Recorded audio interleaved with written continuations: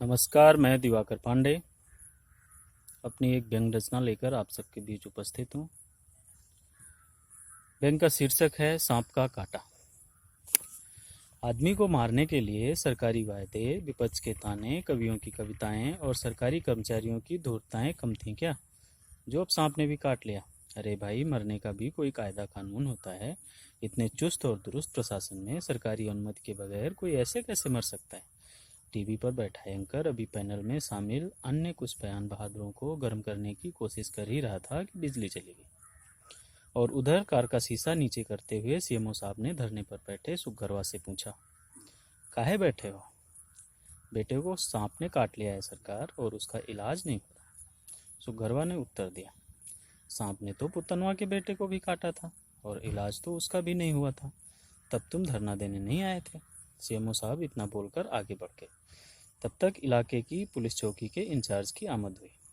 कारे सुखगरवा, काहे धरना दे रहा है? सुना है बेटे को सांप ने काट लिया। हाँ सरकार, इस बार जवाब सुखगरवा की बीवी ने दिया था। तुम गांव वाले पूरे ही बुर्बक हो। यही तो है, जब सांप काटने के लिए आ रहा था उसी समय तुमने उसके खिलाफ एफआईआर करवाना चाहिए था। फिर देखते तो साला सांप एक बार थाने पुलिस के चक्कर में आ जाता, तब हम बताते कि ज़्यादा जहर किस में है।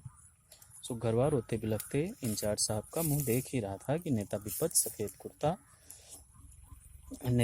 का सफ़ेद कुर्ता अपनी चमक बिखेरता हुआ उसकी आंखों में धंस गया। सांप वाले डॉक्टर इन्हें नेताजी के बहनोई थे। सुखगरवा उनके ओर बढ़ने ही वाला था कि व्यवस्थापकों द्वारा रोक दिया गया। अरे रुको रुको, अभी हमारा कैमरे वाला नहीं आया है, पहले उसे आने दो, फिर मिलना भेंटना सब होगा। नेताजी की पूरी संवेदना आपके साथ है।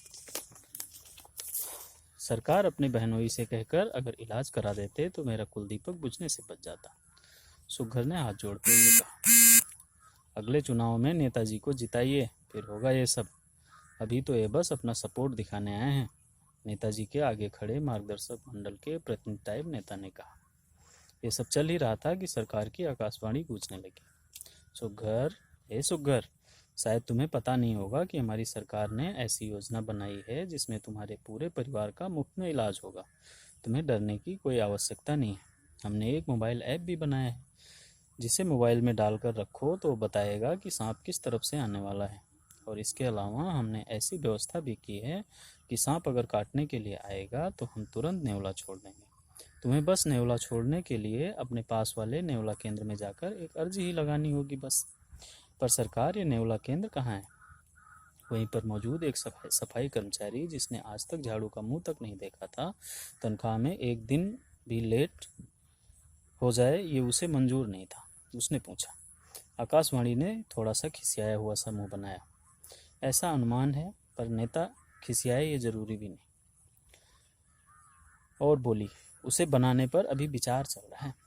आकाशवाणी भाइयों बहनों करती हुई बंद हुई। तब तक सरकारी सपेरा कहीं से अपनी बीन पकड़े हुए प्रकट हुआ, जिसे बीन बजाना और सांप पकड़ना छोड़कर सारे काम आते थे। इसलिए बीन बजाने के लिए उसने अलग से गरीब टाइप का सपेरा रख रखा था, जिसने आती ही बीन बजानी शुरू कर दी। अभी तक जितने भी लोग सुग्गर को धरना देखने के लिए जुटे थे, वे सब अब उसका बीन बजाना देखने लगे। थोड़ी देर में ही सांप का भी आगमन हुआ, जिसे देखकर सरकारी सपेरा डर के मारे बीन बजाने वाले के पीछे छूटा। तुमने इस गरीब बालक को क्यों काटा? बीन बजाने वाले ने पूछा। सरकार, हम कोई आदमी नहीं है जो आदमी को काटे, सांप ने उत्तर दिया। तो फिर क्या? ये बांस के झुरमुट में कुछ कर रहा था, वहीं इसे कोई कांटा गड़ गया। ठीक उसी समय मैं भी वहां से गुजर रहा था, तो ये सांप सांप कहकर चिल्लाने लगा और वहां से भाग खड़ा हुआ। मतलब तुमने नहीं काटा? ना सरकार। इतना सुनना था कि अब तक अचेत पड़ा सुखगरवा का बेटा उठकर बैठ गया। नमस्कार।